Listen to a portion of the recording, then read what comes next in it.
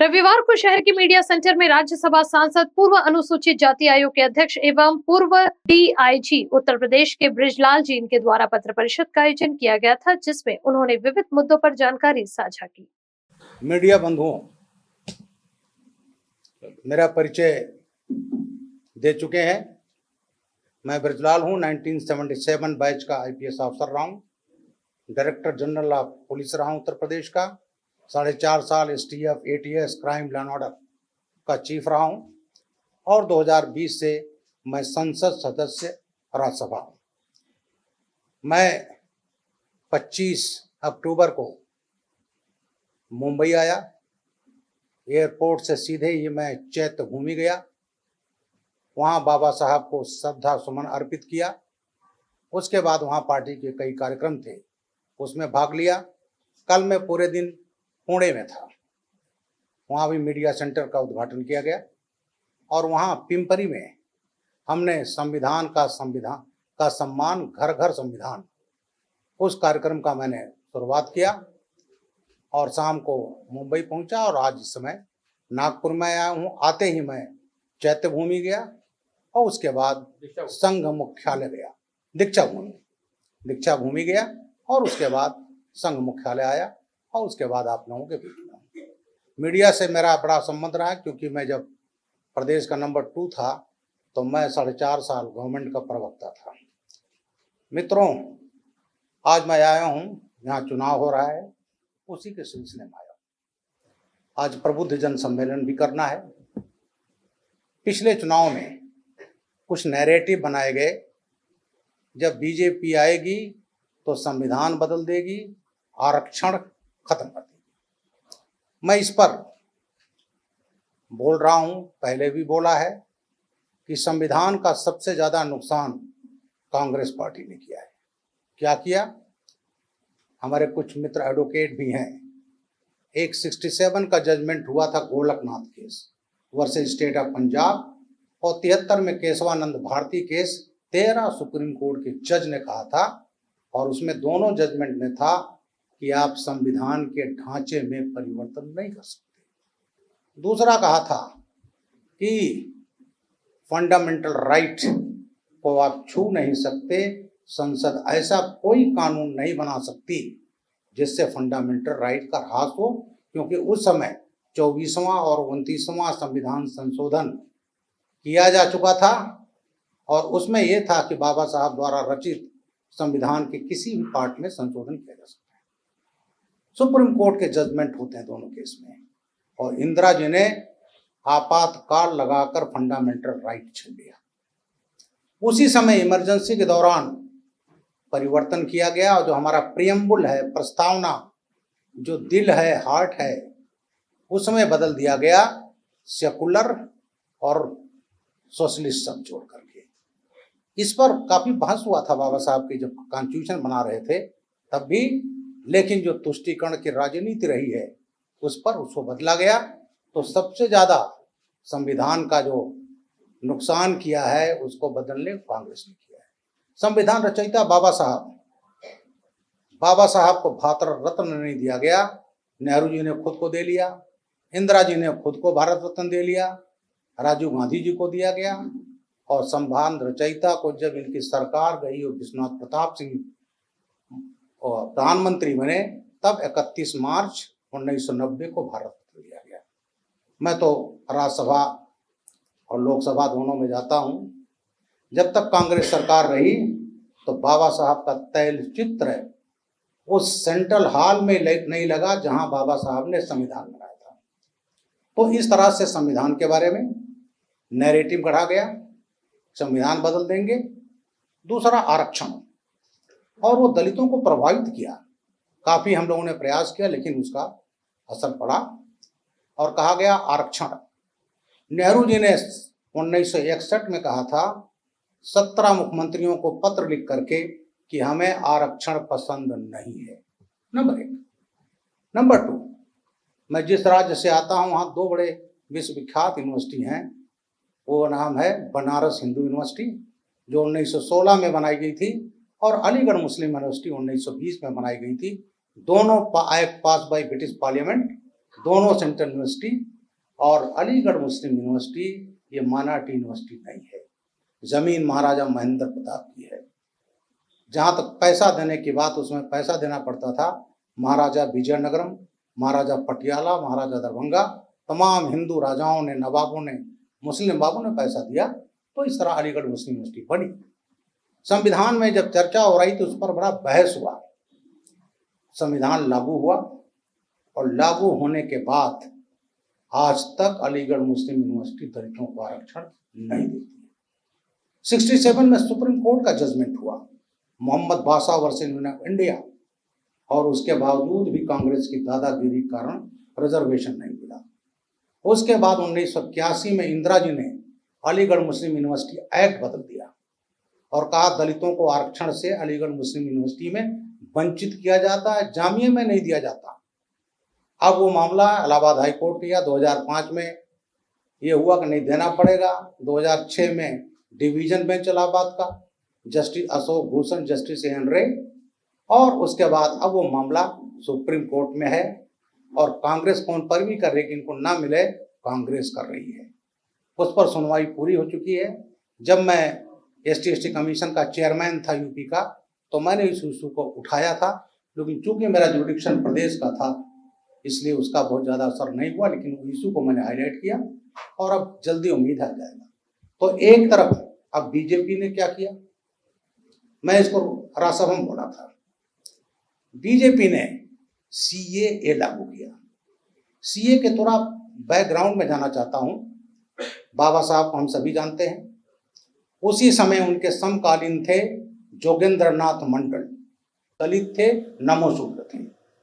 जब मुंबई में constituent assembly चुनाव में 1946 में बाबा साहब को हरा दिया गया, तो मंडल जी जो दलित थे वो ले गए उनको पूर्वी बंगाल, जो आज का बांग्लादेश है, खुलाना जेसोर सीट से जिता दिया। जब बाबा साहब संविधान सभा में पहुंचे, लेकिन जब बंटवारा हुआ तो नेहरू जी ने आसाम बॉर्डर पर खुलना जेसोर डिस्ट्रिक्ट था, हिंदू बाहुल्य था, 60% पाकिस्तान को दे दिया और बाबा साहब बना दिए गए member of Pakistan constituent assembly. केवल एक चीज कि बाबा साहब को नहीं आना है। 52 का चुनाव हुआ, हम सभी जानते हैं, हराया गया। 54 में भंडारा चुनाव, 52 में 54 में भंडारा उपचुनाव में उनको हराया गया। भारत रत्न नहीं दिया गया। तो बाबा साहब का जो अपमान ये कांग्रेस पार्टी करती रही। हमारे यहाँ समाजवादी पार्टी है, उनके एक नेता थे, 2016 में हज हाउस का गाजियाबाद में हो रहा था उद्घाटन। बाबा साहब का ये मूर्तियां जो उंगली उठाए खड़ी हैं, कहती हैं आगे वाला जमीन भी हमारा है और जहां खड़ा वो भी हमारा है। तो इस तरह से अब जोगेंद्र नाथ मंडल जी बाबा साहब के अनुयायी थे, बाबा साहब को वहां से लेकर जिताया था। जब बंटवारा तय हो गया तो मंडल जी ने कहा, जो आज तमाम लोग इंटेलेक्चुअल कहने वाले, उन्होंने कहा बाबा साहब हमारे दलित इस्लामिक कंट्री में अच्छे रहेंगे, क्योंकि उनकी सामाजिक, आर्थिक, शैक्षिक स्थिति वही है जो मुस्लिम्स की है।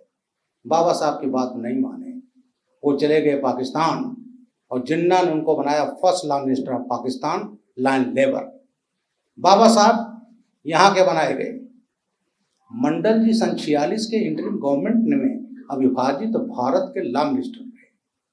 उसके बाद वो चले तो गए, लेकिन पाकिस्तानी अपने एजेंडे पा गए, कत्लेआम शुरू हुआ और आज का जो बांग्लादेश से तब पूर्वी पाकिस्तान था, 47 से 50 तक करीब 50,000 मारे गए, मर्डर हुए, बलात्कार हुए, धर्मांतरण हुए। 28% हिंदू थे और आज वहाँ 6% है। वहाँ सब भाग आए। मंडल जी की वजह से दलित रुक गए थे। तो सबसे ज्यादा अगर पार्टीशन के समय में नुकसान हुआ है, उनका प्रताड़ना हुई है तो दलितों का हुआ। मंडल जी जब देखे कुछ कर नहीं पा रहे हैं, कत्लेआम हो रहे हैं, तो मंडल जी 8 अक्टूबर सन 50 को भारत भाग आए। देश का लॉ मिनिस्टर भाग आया और उनका 34 पेज का इस्तीफा दे दिया। उसी मेरी पुस्तक है जोगेंद्र नाथ मंडल, सियासत का सबक। इसके बाद अब बीजेपी ने क्या किया, जब मंडल जी सन 50 में भाग आए तो दलितों में भगदड़ मची। उनको आसाम में बसाया गया, बंगाल में बसाया गया, बिहार में, उत्तर प्रदेश के तराई एरिया में बसाया गया। मैं पीलीभीत जिले का SP था 86-88। अभी मैं जाता रहता हूँ, इसमें एक जिले में 2.5 लाख दलित बंगाली हैं।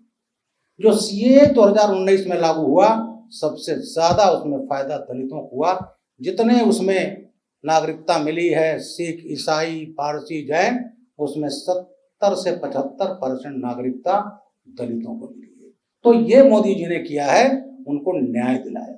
दूसरा, कैसे दलित सीधे जुड़ा हुआ है, मैं थोड़ा सा इतिहास बताना चाहूंगा। 1958 प्रताप सिंह कैरो चीफ मिनिस्टर थे पंजाब के।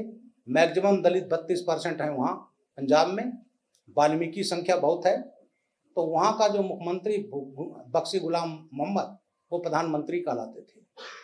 और वो आए, उनके कहा कि साहब हमारे सफाई कर्मी नहीं, आपके यहाँ बहुत हैं, दे दीजिए। उनका नहीं, आप लोग अच्छा व्यवहार नहीं करोगे।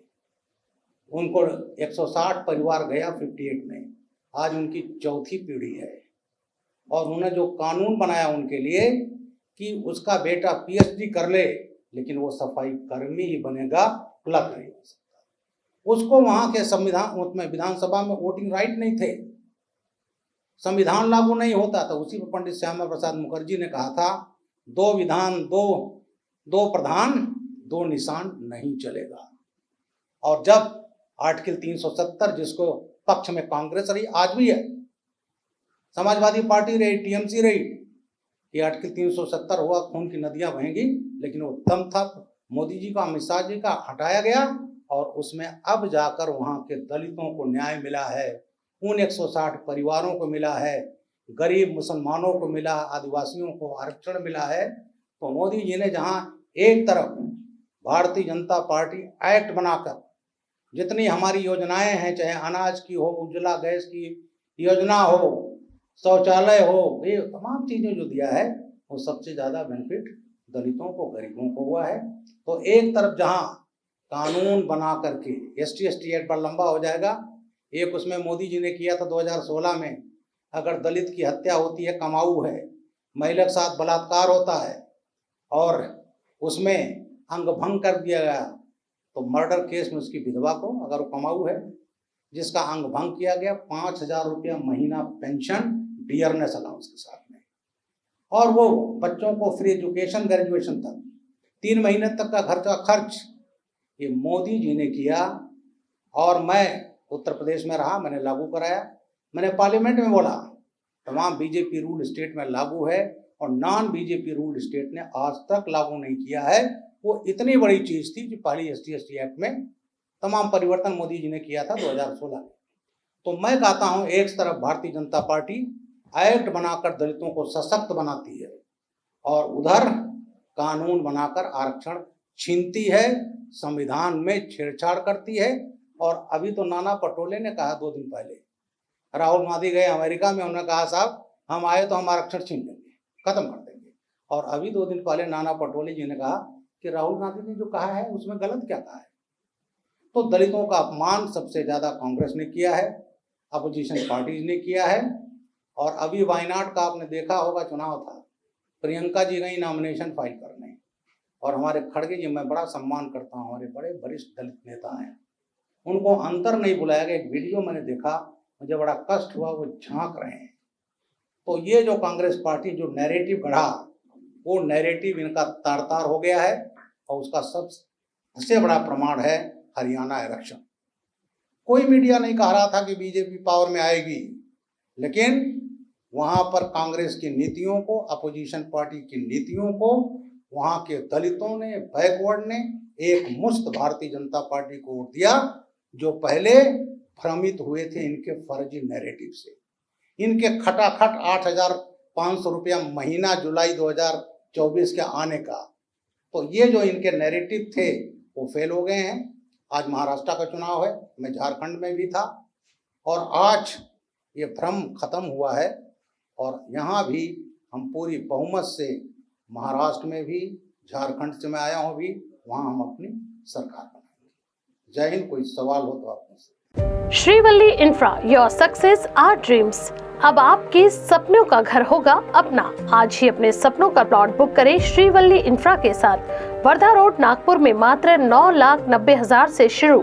महारेरा रजिस्टर्ड लेआउट, सुकली हिंगना, झरी, वर्धा रोड, पांचरी फार्म, शंकरपुर, बुट्टी बोरी, मोहगांव। जामठा, मिहान जैसे लोकेशन पर पाएं विशेष सुविधाएं जैसे cement road, water pipeline, drainage line, electricity with attractive gate and many more facilities are available.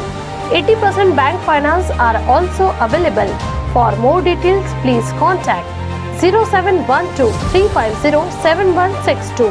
Office address F2122 Jayanti Nagri 4 above Purti Super Bazaar, Manish Nagar, Besa Road, Nagpur.